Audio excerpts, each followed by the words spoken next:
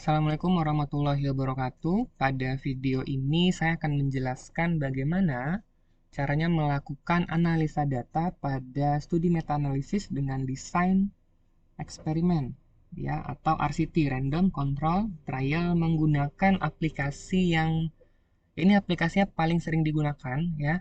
Kemudian dia juga gratis. Jadi silahkan nanti Bapak dan Ibu download aplikasinya di Google gitu ya. Jadi nanti diketik saja Review Manager ya 5.4.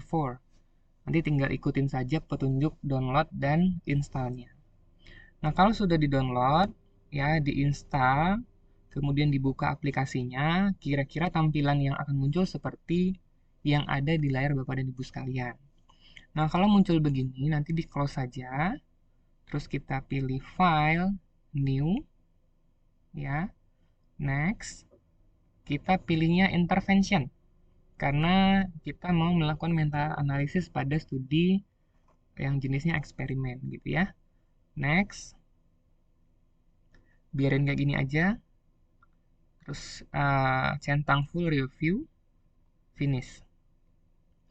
Nah, kalau sudah, hal pertama yang harus kita lakukan adalah input study gitu ya. Jadi studi siapa saja yang kita libatkan di dalam meta analisis kita. Itu dengan cara kita cari tulisan studies dan reference ya seperti ini ya. Kemudian ada gambar kunci, itu diklik saja sekali. Kemudian muncul yang namanya reference to studies. Klik lagi gambar kuncinya, maka akan muncul tulisan include study. Ya, jadi studi-studi siapa saja yang kita libatkan di dalam meta analisis kita. Klik kanan, add study. Nah, kebetulan saya sudah memiliki 3 artikel yang akan saya libatkan di dalam studi meta-analisis saya. Ya, jadi 3 artikel itu saya dapatkan dari 3 database, PubMed, Central, dan Gale OneFile. Gitu ya. Nah, jadi setelah 3 artikel itu dapat dan diekstraksi datanya, maka kira-kira bentuk minimal dari tabulasi datanya seperti ini. Ya, jadi yang pertama nama penelitinya dulu kita pindahkan ke sini. Ya. Ini diinput secara manual. Kalau studi Bapak dan Ibu ada 300 ya, 300-nya diinput secara manual gitu ya. Next, next dan kita pilihnya add another study. Continue. Kemudian masukin artikel yang kedua atau studi yang kedua. Ya, peneliti yang sama namun tahunnya berbeda. 2016, next, next, add another study, continue lagi. Nah, lakukan hal yang sama sampai semua studi sudah diinput secara manual, gitu ya. Pastikan tidak salah nama atau tahun ya, 2021. Kemudian finish. Nah, kalau sudah diinput ya, studi siapa saja yang kita libatkan di dalam penelitian ini, maka selanjutnya kita minimize saja bagian studies-nya. Dan selanjutnya kita pilih data and analysis. Jadi diklik kanan, add comparison. Nah, ini terserah namanya apa, contohnya MIT gitu aja ya, Melodic Intonation Therapy. Next, add outcome ya, continue.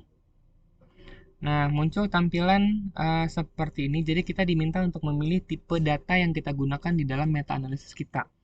Nah, berhubung kita berbicara mengenai studi eksperimen, maka yang kita pilih adalah jenis data continue. Ya, jenis data continue yang wajib diinput ke dalam analisa data itu adalah yang pertama mean, ya, standar deviasi, dan jumlah partisipan atau sampel size pada masing-masing kelompok. Kelompok kontrol dan kelompok eksperimen, gitu ya. Kemudian next, di sini ditulis aja naming ya, karena variabel y-nya naming gitu. Jadi efek MIT terhadap kemampuan menamai pada pasien afasia tidak lancar. Nah, grup label ini bebas ya, mau diganti jadi MIT atau sesuai nama metode atau strateginya boleh. Ini di grup label 2 dibiarin tulisannya kontrol atau placebo juga boleh gitu ya, bebas. Nah, kita next. Nah, kemudian muncul tampilan begini. Nah, karena pada masing-masing artikel ya, setelah dibaca, setelah di critical appraisal, ternyata instrumen ya, instrumen pengukuran yang digunakan untuk mengukur kemampuan menamai itu berbeda-beda. Skalanya juga berbeda-beda ya, sehingga nanti akan menghasilkan efek size yang tidak standar, sehingga itu butuh distandarisasi efek size-nya. Dengan cara adalah kita pilih efek size-nya jenis SMD, Standard Means Difference, gitu ya. Nah, kemudian pada bagian model analisa, kita bisa pilih fix atau random, itu berdasarkan hasil uji heterogenitas. Jadi, seberapa heterogen atau bervariasi data-data artikel yang ada pada studi meta-analisis kita. Jika seandainya penelitian kita atau artikel tadi yang 3 tadi itu ternyata variasi datanya besar atau dia heterogennya tinggi, maka yang kita pilih adalah random effect. Tapi kalau seandainya dia tidak heterogen atau heterogenitasnya rendah, kita pilihnya fix gitu ya. Namun untuk sementara, untuk langkah awal, kita pilihnya fix dulu gitu ya. Nah, kemudian next. Ini biarin kayak gini aja.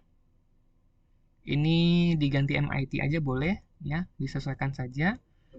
Terus nggak ada yang perlu diganti-ganti lagi selain label atau nama ya. Next. Finish saja. Nah, kalau udah selesai ya, langkah selanjutnya adalah kita klik 2 kali pada bagian data dan analyze. Nanti muncul MIT ya, di bagian atau gambar kunci ini diklik lagi. Kemudian kita pilih naming dan klik kanan ya. Add study data. Nah, ini kita masukin semua ya, studi-studinya, finish. Nah, muncul tampilan seperti yang ada di layar Bapak dan Ibu sekalian. Nah, langkah selanjutnya adalah kita input ya nilai min, standar deviasi, dan total atau jumlah sampel pada kelompok MIT dan begitu juga untuk kelompok kontrol. Nah, ini datanya sudah disiapkan. Ya, di copy, pindahkan ke sini, copy, dipindahkan ke kelompok kontrol gitu ya. Nah, sudah dapat hasilnya ya. Ini mau di minimize boleh gitu ya biar kelihatan ada diskrepansi atau gap ya antara masing-masing studi gitu ya, apakah ada atau tidak gitu. Nah, kalau udah muncul begini, ini kita minimize saja ya. Minimize. Terus kita pilih figur ya kalau kita mau lihat hasil atau forest plotnya. Jadi klik kanan, add figure atau gambar, next. Kemudian yang naming tadi kita pindahkan ya, next, di finish saja. Nah, muncul hasilnya. Nah, kemudian ini namanya forest plot ya. Jadi cara bacanya gimana? Cara bacanya begini. Tadi kan kita sudah dapat ya, masing-masing artikel itu memiliki min, standar deviasi, dan jumlah sampel ya pada kelompok eksperimen atau MIT dan juga pada kelompok kontrol. Nah, min, standar deviasi, dan total ini setelah diakulasi menggunakan rumus efek size, maka dia akan menghasilkan yang namanya SMD, Standard Mean Difference, jadi efek size yang sudah distandarisasi. Jadi misalnya pada studi Mullen tahun 2014, itu efek size-nya 0,77 ya, ini efek size yang medium, ya medium effect ya, jadi efek dari MIT terhadap kemampuan menamai itu adalah efeknya kategorinya medium. Nah, kemudian yang ada pada kurung ini adalah confidence intervalnya ya, sebesar 95%. Nah, itu juga berlaku untuk studi-studi yang lain. Nah, kemudian di sini kita juga bisa baca nih, ada tulisan heterogeneity, jadi hasil uji heterogenitas. Nah, uji heterogenitas itu bertujuan untuk mengetahui apakah 3 studi yang kita libatkan ini itu punya variasi data atau tidak. Gitu ya. Cara bacanya itu ada 2 cara. Yang pertama kita lihat p-value dan kita lihat e-square atau e-kuadrat. Kalau p-value-nya gitu ya kurang dari 0,05, maka dapat disimpulkan bahwa studi ini atau artikel yang ada pada meta-analisis ini sifatnya adalah heterogenitas yang tinggi. Artinya sangat bervariasi, gitu ya. Sehingga nanti perlu untuk dilakukan analisis tambahan untuk mengetahui kenapa ya setiap studi-studi ini dia bervariasi datanya gitu. Apakah ada variabel lain yang memoderasi atau memediasi gitu. Itu nanti analisis tambahan. Nah, namun kalau seandainya p-value-nya lebih dari 0,05, maka dapat disimpulkan bahwa artikel-artikel yang ada pada studi ini itu tidak heterogen atau heterogenitasnya rendah. Artinya ya datanya mereka tuh hampir sama lah gitu ya, nggak berbeda secara signifikan. Nah, kemudian kalau kita lihat dari I square atau I kuadrat, itu biasanya optionnya kurang dari 50% atau dia lebih dari 50% gitu ya. Jadi kalau I square atau I kuadratnya kurang dari 50% itu artinya heterogenitasnya rendah. Nah, kalau ini kan 0% nih, berarti kurang dari 50%, berarti dia rendah ya. Sama hasilnya dengan p-value-nya yang heterogenitasnya rendah atau tidak heterogen. Gitu. Nah, kemudian yang perlu kita baca lagi adalah overall effect-nya.